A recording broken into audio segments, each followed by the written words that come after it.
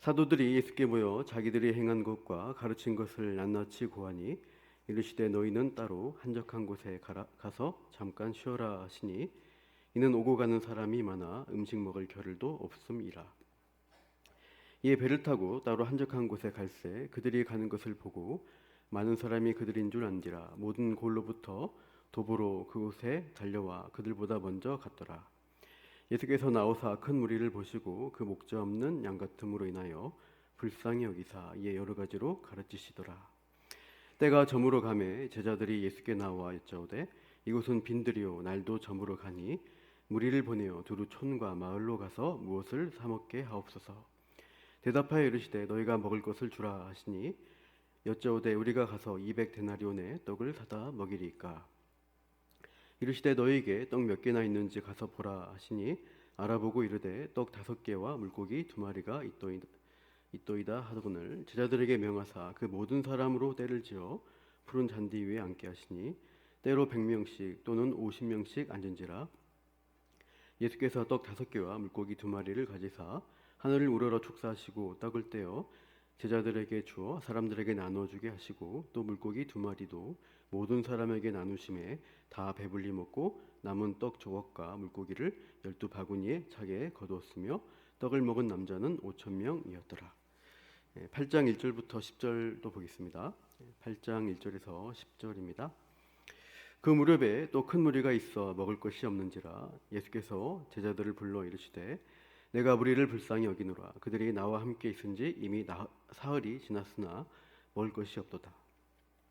만일 내가 그들을 굶겨 집으로 보내면 길에서 기진하리라. 그 중에는 멀리서 온 사람들도 있느니라. 제자들이 대답하되 이 광야 어디서 떡을 얻어 이 사람들로 배부르게 할 수 있으리까. 예수께서 물으시되 너희에게 떡 몇 개나 있느냐. 이르되 7이로소이다 하거늘 예수께서 무리를 명하여 땅에 앉게 하시고 떡 7개를 가지사 축사하시고 떼어 제자들에게 주어 나누어주게 하시니 제자들이 무리에게 나누어 주더라. 또 작은 생선 2마리가 있는지라. 이에 축복하시고 명하사 이것도 나누어 주게 하시니 배불리 먹고 남은 조각 7광주리를 거두었으며 사람은 약 4,000명이었더라. 예수께서 그들을 흩어 보내시고 곧 제자들과 함께 배에 오르사 달마누다 지방으로 가시니라. 아멘. 오병이어 기적을 아까 읽었는데요. 네 복음서에 4복음서에 전부 나옵니다. 그리고 마태복음과 마가복음에는 방금 읽으신 대로 4,000명을 먹이신 이른바 칠병이어 기적도 기록되어 있습니다. 5,000명을 먹이신 오병이어와 4,000명을 먹이신 칠병이어 기적이 같은 사건일까요? 다른 사건일까요? 이것을 성경을 인간적인 조작과 편집의 결과물로 보는 자유주의 성향을 가진 신학자들은 원래 같은 사건이었다. 그런데 후대로 전달되어 오면서 변형이 일어났고 같은 사건을 편집하면서 다른 이야기로 각색했다. 편집된 기록이다라고 봅니다. 그러나 성경을 하나님 말씀으로 믿는 우리는 그렇게 보지 않습니다. 예수님이 수많은 무리를 먹이신 사건이 각각 다른 시간과 다른 장소에서 일어난 것으로 알고 믿는 게 합당합니다. 이 시간에 오병이어와 칠병이어 사건이 어떻게 다른지 또 이 기적을 다르게 허락하신 뜻이 무엇인지를 살펴보고자 합니다. 본문을 잘 보시면 오병이어와 칠병이어 뭔가 비슷해 보이지만 분명히 다른 사건임을 알 수 있는데 세 가지 면에서 차이점이 있습니다. PPT 보시면 시기와 장소와 대상이 분명하게 다릅니다. 먼저 시기를 보시죠. 오병이어 사건이 일어난 시기를 요한복음에서 밝히는데 요한복음 6장 4절에 마침 유대인의 명절인 유월절이 가까운지라. 유월절 명절이 가까운 시기에 일어난 일을 말하고 있습니다. 예수님이 십자가에 달리시는 유월절 딱 1년 전입니다. 공생 기간이 되면 공생 기간에 예수님은 유월절이면 늘 예루살렘을 가셨는데 십자가에 달리시기 1년 전 유월절에는 예루살렘에 가지 않고 갈릴리에 머물러 계셨습니다. 그리고 바로 그 해에도 칠병이어 기적도 함께 행하신 것입니다. 이 칠병이어 사건 경우는 언제 일어났는가를 그 명절 절기를 알리진 않지만 마가복음 8장 6절을 보시면 단서가 있습니다. 예수께서 무리를 명하여 땅에 앉게 하시고라고 되는데 원어로 개라고 있는 이게 땅이란 단어인데요. 땅에 앉게 하셨다 되어 있는데, 이 개라는 원어가 풀이 돋지 않은 맨 땅을 의미합니다. 반면에 오병이어 때 무리가 앉은 자리는 다르죠. 마가복음 6장 38절 보시면은 39절 보시면은 제자들에게 명하사 그 모든 사람으로 때를 지어 어디 앉습니까? 푸른 잔디, 코르토스라고 되어 있는 원어인데요, 땅에 풀이 돋아나 있는 상태를 말하고 있습니다. 그러니까 오병이어 기적 때는 무리가 푸른 잔디, 뭔가 풀이 많은 조금 더 촉촉한 느낌의 땅에 앉았다는 것을 알 수 있습니다.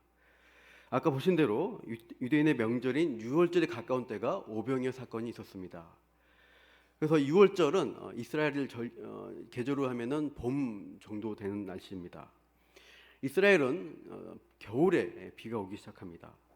우리처럼 혹한의 추위가 겨울에 닥치지 않고 온화한 겨울 날씨이고, 좀 비가 좀 수시로 내리면서 많이 춥지 않기 때문에 파종을 해서 경작을 하게 되는, 농사를 짓게 되는 때가 늦가을부터 겨울 기간, 우기가 됩니다.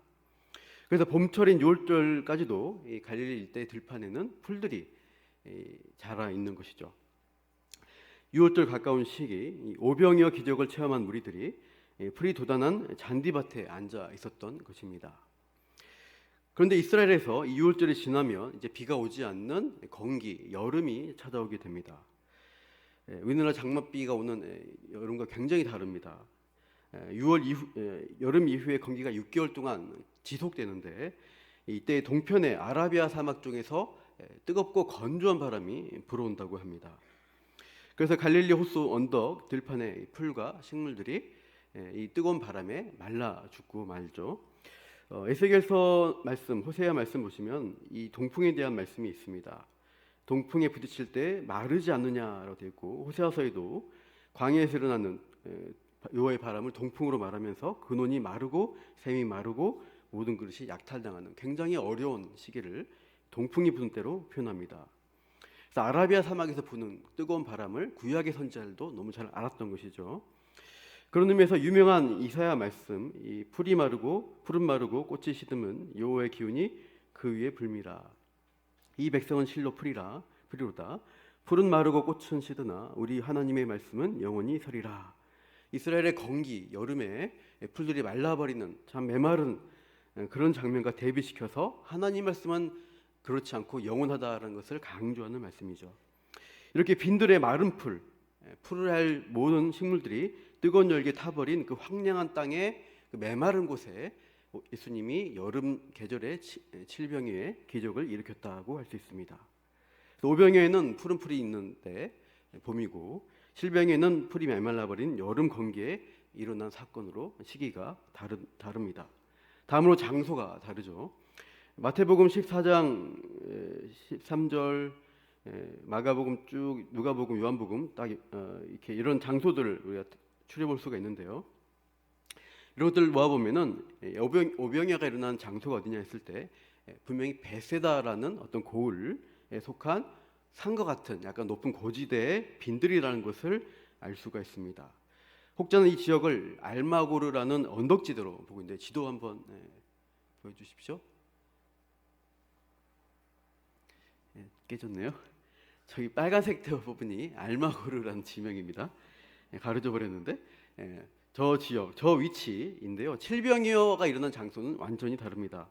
오병이어 이후에 예수님의 여정을 참고하면 알 수 있는데, 오병이어 사건 읽힌 다음에 예수님이 제자 중심 사역을 하면서 갈릴리 유대인 지역을 피하시고 북쪽 두로 지방 이방인 지역으로 다니시기 시작합니다. 마가복음 7장 24절 보시면 예수께서 일어나사 거기를 떠나 두로 지방으로 가서 지내시죠. 그리고 수로보니게 여인도 만나셔서 그 딸을 고쳐줍니다. 7장 31절 마가복음 보시면 두로에서 나와서 시돈을 지나고 데가볼리 지방을 통과해서 갈릴리 호수에 도착했다라고 되어 있습니다. 그러니까 이런 여정을 보면 데가볼리라는 지명, 특히 데카폴리스라고 있는 게 맞는데, 데카가 10이고 10이고 폴리스는 도시입니다. 그래서 이 요단 동편 쪽에 그 땅에 10개 이방 도시들이 있었는데 거기를 데가볼리, 데카폴리스라고 불렀습니다. 예수님이 이 지방을, 이방 지역을 통과해서 갈릴리 호수 변에 도착을 한 것입니다. 그래서 유대 쪽이 아니라 갈릴리 호수 동편 이방 지역에 인접한 장소라는 것을 알 수 있습니다. 파란색으로 가려진 저기입니다. 저기에 도착해서 약간 여름에 뜨거울 때 무리들을 만나신 것입니다. 유대 지역 알막으로 빨간색 표시가 된 지역과 이방 지역의 쿠루시라고 부른 지역, 다른 장소에서 기적을 행했구나 하는 것을 정리하시면 됩니다. 이 칠병이를 행하신 과정을 보시면 마가복음 7장 32절에 사람들이 귀먹고 말 더듬는 자를 데리고 예수께 나와 안수하여 주시기를 간구합니다. 그리고 그 귀가 열리고 혀가 맺힌 것이 풀려서 치유를 받습니다. 그래서 사람들에게 이것을 이제 경고하셨는데 널리 전파되어서 오히려 많은 무리들이 예수님 앞에 모이게 되었습니다. 이게 데가볼리 지역에 퍼지게 되었고, 그래서 이방 지역에 많은 사람들이 와서 예수님 앞에 말씀을 듣게 된 것이죠. 그래서 하루 이틀 사흘째 되는 날까지 저녁까지 집회를 하셨습니다. 마가복음 아까 읽었던 8장 1절 2절에 나와 있죠. 큰 무리가 모였고 집회를 3일째 했는데 이제는 먹을 것이 다 떨어진 상황입니다. 그냥 보내면은 가다가 지쳐서 기진하여서 뭔가 이제 안 좋은 굉장히 힘들 것을 예수님이 예상하시고 이들을 먹여야겠다라고 결심하십니다. 그래서 오병이어 기적 때처럼 이 이방인들 향해서 7개 떡과 2마리 물고기로 먹이시는 일들을 기적을 베푸셨습니다. 세 번째로 대상이 다르다는 것이죠. 둘 다 무리라고 표현되어 있지만 5,000명, 4,000명 숫자 자체가 장정의 숫자로 다릅니다. 오병이어에 나오는 무리는 그러나 이방 지역이 아니라 유대인 지역으로 대다수가 유대인이었습니다. 칠병이에 나온 무리는 대다수 이방인으로 보면 됩니다. 이렇게 데가볼리서의 사역 그리고 이방인 지역에 있었던 사역이 유대인 지역과 이방인 지역이 다르다는 것을 알 수 있죠. 다른 시간과 다른 장소와 다른 대상으로 일으킨 기적의 사건이었습니다. 그럼 예수님이 무리를 먹이신 기적을 왜 행하셨을까요? 첫째로 제자 훈련과 사역 위임을 위해서 행하신 것입니다.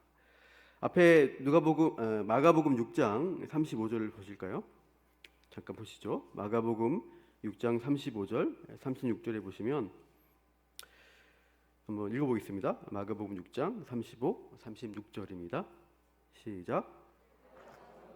제자들이 예수께 나와 여짜오되 이곳은 빈들이요 날도 저물어 가니 무리를 보내어 두루 총과 마을로 가서 무엇을 사 먹게 하옵소서.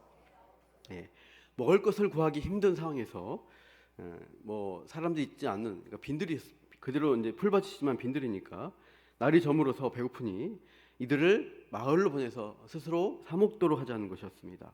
합리적인 생각입니다. 그럼 예수님의 답변은 6장 37절을 보시면 대답하여 이르시되 너희가 먹을 것을 주라 이렇게 말씀하세요. 너희가 주어라. 무리를 먹이는 일을 제자들에게 맡기시고 있습니다. 그러나 제자들은 이 많은 무리를 먹일 만한 재정도 떡도 없습니다. 37절 하반절 보시면 여짜오되 우리가 가서 200데나리온의 떡을 사다 먹이리까. 한 데나리온은 하루 품삯 일당입니다. 일당 10만 원을 계산하면 200을 곱하게 되면은 자그마치 2천만 원의 액수입니다. 그 정도의 식사, 도시락을 사다가 이 사람 먹여도 부족할 것 같습니다. 이런 말이죠. 요한복음을 보면은 제자 빌립이 어림잡아 장정 5,000명 해서 이 엄청난 여자와 아이들까지 먹이는 일은 사람이 할 수 없다. 보통 사람은 할 수 없다고 손사래를 칩니다. 이때 예수님이 물으시죠. 38절 보시면 너에게 떡 몇 개나 있는지 가서 보라 하시고 알아보고 이르되 떡 5개와 물고기 2마리가 있더이다. 어떤 아이의 도시락을 얻게 되었습니다. 그런데 예수님은 이것을 가지고 무리를 때리지 않으시고 이 오병이의 도시락을 가지고 감사기도 하신 후에 떡을 떼서 나누십니다. 6장 41절인데요. 여기 보시면은 분명히 하반절에 제자들에게 주어 사람들에게 나눠주게 하셨다라고 되어 있습니다. 마가복음 8장 6절도 마찬가지인데요. 칠병일 때도 제자들에게 주어 나눠주게 하시니 제자들이 무리에게 나눠줍니다. 강조점이 제자들이라는 대상이 초점입니다. 제자들의 역할을 반복해서 강조하죠. 예수님이 직접 주실 수 있죠. 요즘 드론으로 배달도 많이 하던데 떡과 물고기도 공중부양시켜서 나누실 수도 있어요. 근데 그렇게 하지 않으시고 제자들의 손을 통해서만 전달되게 하십니다. 왜 그렇게 하셨을까요? 예수님은 이제 1년 후면 십자가 대속 사역을 성취하시고 돌아가시고 부활 승천을 하십니다. 지금 예수님은 집중해서 제자들을 사역자로 세우시기 위한 훈련들을 하고 계신 것이죠. 그래서 이 사역을 위임하기 위한 어떤 역할로서 이 떡과 물고기를 나눈 일을 시키셨다고 할 수 있습니다. 앞에 마가복음 6장을 한번 가보시겠습니까? 마가복음 6장 1절부터 보면은 문맥을 잘 보시면 고향 나사렛을 방문하셨는데 결론은 뭐냐면은 고향 사람들이 예수님을 대놓고 배척하는 거예요. 다 아는 사람인데 우리 알기 때문에 예수님을 배척하고 굉장히 이제 그런 이적도 행하지 못하는 상황에 놓이십니다. 이 배척이 시작되면서 6장이 시작되면서 결국 이 배척이 점점점 커져서 예수님을 죽음에 이르게 할 것을 내다 보시는 것이죠. 그리고 6장 7절 이후에 보시면 12제자를 파송하시는 장면이 나옵니다. 그러면서 14절부터 29절에 이 파송하는 영향력으로 인해서 세속 군주인 헤롯의 위협과 적대감의 사건을 보여줍니다. 세상 권력자가 어떤 생일잔치를 벌였는데 선지자 세례 요한이 목베어 죽는 죽음의 잔치라는 것을 보여주고 있습니다. 그런 오늘 본문 30절 이후에 오병이어는 무엇입니까? 힘이 없는 권력자가 아닌 힘없는 일반 백성들이 예수님의 생명의 떡을 통해서 생명의 잔치를 먹고 배부르게 되는 대조적인 장면을 비춰주고 있습니다. 이렇게 해서 죽어있는 영혼들을 살리실 그 생명의 떡, 생명의 복음을 제자들에게 위임하시는 모습으로 나타나고 있죠. 30절 보시면 특별히 30절 읽어보겠습니다. 시작. 사도들이 예수께 모여 자기들이 행한 것과 가르친 것을 낱낱이 고하니. 아포스톨로스라는 단어인데 사도라고 있습니다. 보냄받은 자라는 뜻인데 예수님의 사명을 수행하기 위해서 보내는 것입니다. 예수님의 일을 맡겨서 그들을 대신 보내는 것을 사도라고 지칭하십니다. 성경은 우리를 그렇게 부르십니다. 우리도 하나님의 일을, 예수님이 하신 그 일을 수행하도록 보냄받은 자로 부르신 거예요. 근데 보낸다고 해서 그냥 막 나가면 하나님의 일을 하느냐? 그렇지 못합니다. 먼저는 이 본문에 나온 제자들처럼 늘 먼저 훈련받으면서 주님과 함께 있는 것을 경험합니다. 주님과 함께 쉬면서 공급받고 재충전 받으면서 예수님을 알아가면서 그다음 채워진 다음에야 보냄을 받게 됩니다. 그래서 모이는 공동체, 흩어지는 공동체 개념이 이런 부분에서 찾아볼 수 있게 되는데요. 제가 예전에 한 10년 전인 것 같은데 목동 지구촌교회 갔더니 그 앞에 강단에 표어가 있었습니다. 한번 보여주시면 한번 읽어볼까요? 시작. 오라 쉬게 하리라, 가라 함께 하리라. 딱 글자 수와 라임이 딱딱 들어맞습니다. 너무나 깔끔한 표현이어서 제가 인상 깊게 봤고 다른 교회들도 보니까 이거 많이 쓰고 있더라고요. 그래서 유심히 기억하는데 제가 청년일 때도 어떤 교회에서 이런 구호를 외친 적이 있었습니다. 모이면 기도하고 흩어지면 전도하자 이랬거든요. 그러니까 모여서는 예배와 말씀 또 기도로 영적인 충전을 하고 우리가 세상에 나가서 학교에 나가서는 복음을 전하고 그 복음을 살아내자, 영향을 끼치자. 이런 제자와 사도로서의 삶을 강조하는 표가 참 한국 교회 안에 많이 이제 있었던 것이죠. 우리 송파 제일교회도 그냥 한 사람 한 사람이 교회 안에 모였다가 똑같이 어떻게 보면은 세상 사람들 똑같이 살아가는 것이 아니라 예수님의 제자로 풍성히 채워지고 사도로 보냄받아서 그 은혜를 흘려보내는 그러한 역할을 하는 것이죠. 본문 30절 보시면 이렇게 전 갈릴리에 다니면서 전도 여행을 다녀온 제자들이 예수님께 모여서 사역을 보고하고 31절 보면은 한적한 곳에 와서 쉬어라 라고 했습니다. 그러나 어떻게 됩니까? 쉬려고 하니까 무리들이 가만두지 않아요. 33절 보시면 예수님과 제자들이 가는 것을 보고 따라왔습니다. 심지어 먼저 가가지고 기다리고 있어요. 거기서 모일 거다 하고. 무리의 갈급함, 어떠한 사모함이 대단한데요. 제자들이 그렇게 힘들게 사역했는데 좀 쉬려고 하는 것도 방해하느냐? 불평할 수 있는데 예수님은 그렇게 모여든 무리를 보고 어떻게 하십니까? 불쌍히 여기셨습니다. 그리고 하나님 나라 말씀을 가르치시죠. 이미 언급한 대로 먹을 양식까지도 베풀어 주시는데 이 일을 할 때 제자들이 이 일을 위임받도록 하시는 형식으로 하십니다. 특별히 41절을 주목해 보시면 이 떡을 떼다라는 단어를 잘 보셔야 됩니다. 카타클라오라고 있는 단어인데 깨뜨리다, 산산이 부수다, 으깨다, 찢다라는 뜻입니다. 우리가 아이 도시락을 생각하면은 이게 굉장히 양이 많거나 크지 않습니다. 우리 뭐 파전 이거보다 작을 거예요. 근데 보리떡 5개 조그만 것들이 있는 도시락, 거기에 있는 것들을 그냥 나눠줘도 부족한데 예수님은 그것을 굳이 찢고 으깨고 산산히 부수고 있습니다. 그래서 부숴낸 떡 조각들을 제자들에게 맡겨서 전달하도록 시키십니다. 사랑하는 성도 여러분, 예수님은 제자들에게 너희 것들을 갖다 주라, 너희 것들을 나눠주라라고 하지 않으세요. 제자 중에 부자가 있냐? 너 부자, 네 재산 다 털어가지고 먹여라라고 하지 않으십니다. 자기 살을 찢어서 주는 것이 아니라 제자들이 한 일은 예수님께 넘겨받은 떼어진 떡, 찢어진 떡을 전달할 뿐이었습니다. 떼인 떡, 찢겨진 떡은 무엇을 가리킬까요? 이것은 바로 1년 뒤에 있을 마지막 유월절 십자가에서 찢기실 예수님의 몸을 가리킵니다. 그래서 예수님은 나중에 이 기적을 해석할 때 이 오병이의 떡은 하늘의 만나와 같은 것이다, 내가 바로 생명의 떡이라고 가르쳐 주십니다. 예수님은 십자가 사건이 있기 1년 전에 이 오병이어 사건을 통해서 일종의 성찬식을 먼저 행하신 것입니다. 이것은 내 몸이니, 이것은 내 잔이, 이 잔은 내 피니 하면서 생명을 나눠주시는 일을 하시겠다는 것이죠. 우리를 이 무리들을 진정 살게 하는 것은 세상에 풍족한 음식이 아니라 예수님 몸, 예수님의 피라는 것을 알려주십니다. 이 중대한 사명을 제자들에게 위임하고 있다는 것이죠. 근데 이것을 하기 위해서 위임하는 제자들의 마음이 중요합니다. 바로 예수님의 마음을 가지라고 말씀하시는데 마가복음 6장 34절 같이 읽어보겠습니다. 시작. 예수께서 나오사 그 무리를 보시고 그 목자 없는 양 같음으로 인하여 불쌍히 여기사 치더라. 8장 2절에도 됐습니다.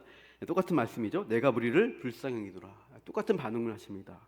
그래서 불쌍히 여기다 이 동사가 스프랑크니죠. 이름 발음도 어렵습니다. 이게 이제 꿈틀거리다, 뭔가 불쌍히 여기다는 뜻인데 언어로 따지면은 그리스의 언어는 내장이 꿈틀거리다, 움직이다라는 뜻입니다. 고대 사람들은 우리의 어떤 노여움이나 기쁨이나 어떤 정서, 감정 같은 것들이 내장에서 나타나는 것으로 이해했습니다. 그래서 내장이 움직인다라고 봤어요. 예수님은 목자 없는 양들, 이 백성들의 고생하는 것을 보셨을 때 영적인 고통을 보시면서 마음도 그만큼 아프시면서 육적으로도 아픔을 함께 느끼신 것입니다. 우리말에 이 비슷한 게 있는데요. 애가 끊어진다라는 단어가 있습니다. 애라는 게 창자인데요. 애 끓는 아픔, 이별하는 것은 창자가 끊어지는 고통을 말하고 있습니다. 이제 사자성어가 모원단장이라는 사자성어가 있어요. 이 고사인데요. 중국 진나라 때 아주 옛날이죠. 환원이란 장군이 촉당을 정벌하기 위해서 배를 타고 가고 있었습니다.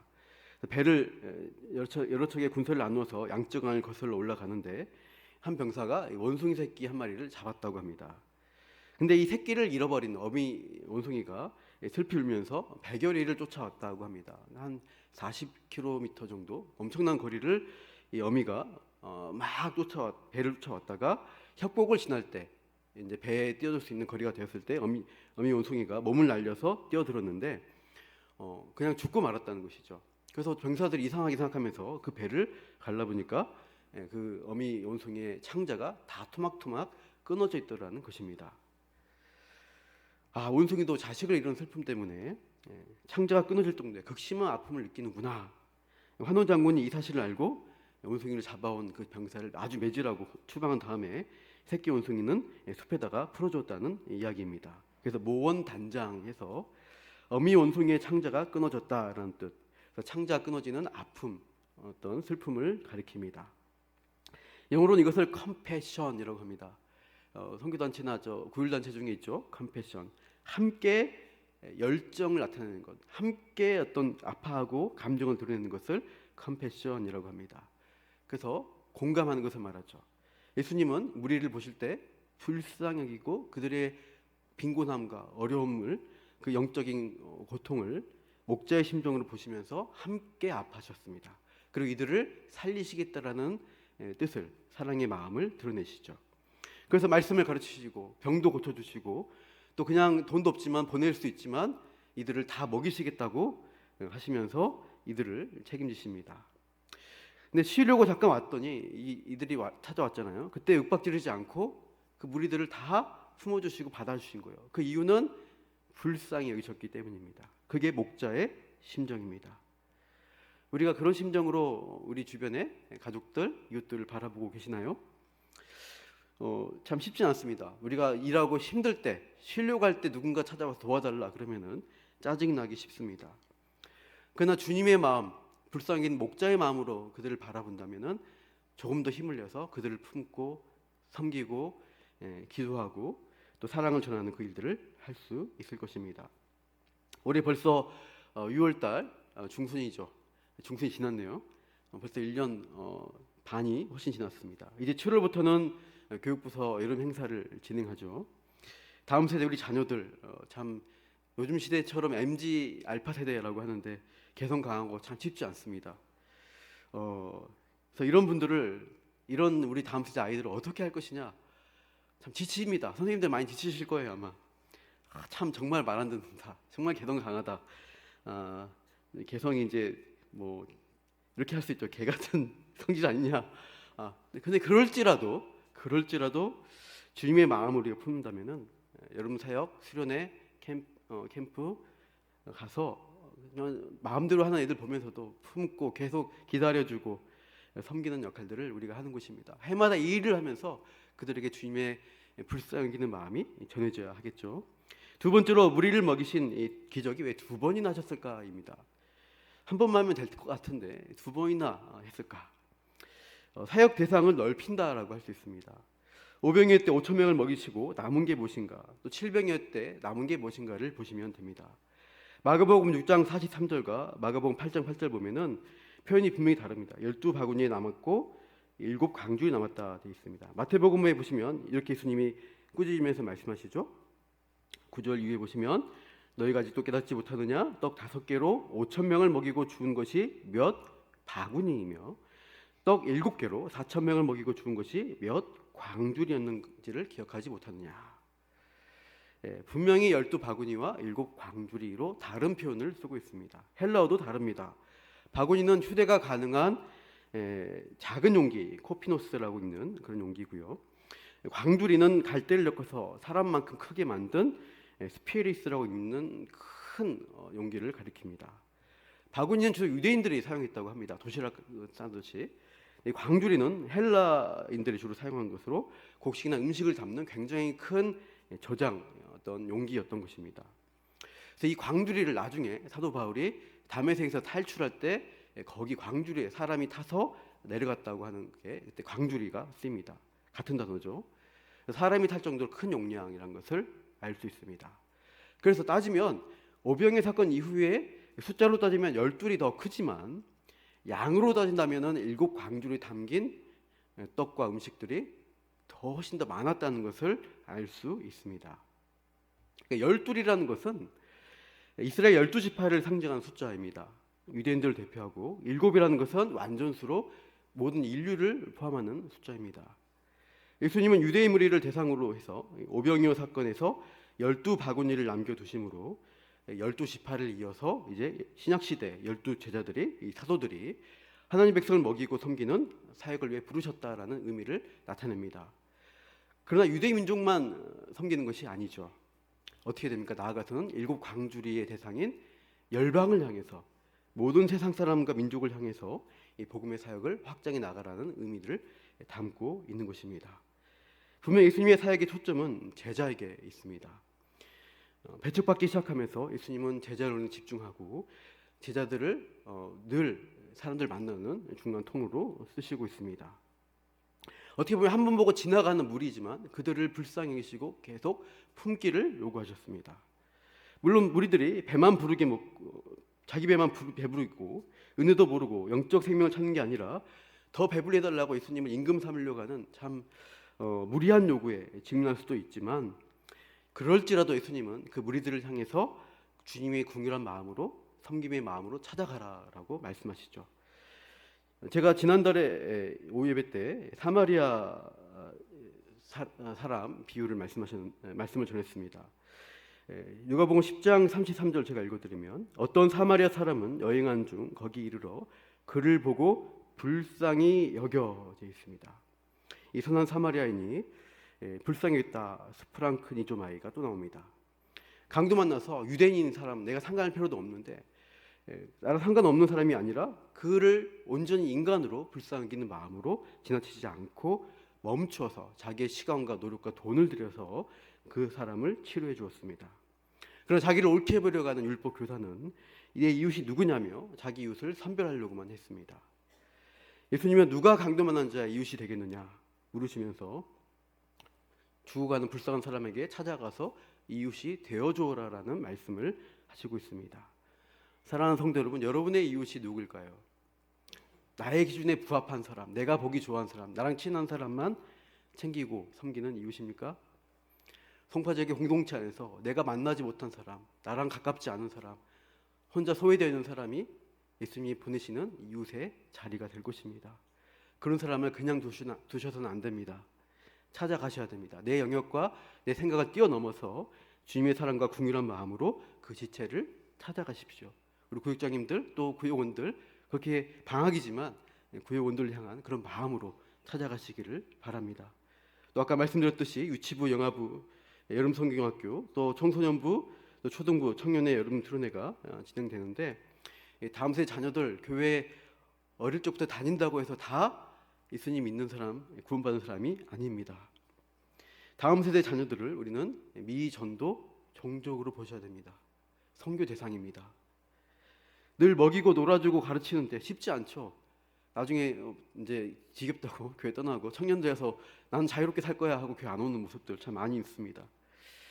그러나 그들을 향해서 우리가 늘 손을 벌리고 기도하면서 오병이의 궁휼이, 칠병이의 은혜가 확정되어 가도록 그들을 향한 우리의 노력을 멈추지 않아야 할 것입니다. 함께 기도하고 그런 잃어버린 백성을 향한 주님의 마음을 품고 우리가 보냄받은 자로 사시기를 바랍니다. 우리 그 길을 잘 가기 위해서는 늘 주님과 동행하고 목자된 주님의 마음을 더 깊이 누리시기를 바랍니다. 그리고 그 마음으로 이 땅에 찾아갈 이웃들, 또 잃어버린 백성들을 찾아가시기 바랍니다. 기도하겠습니다.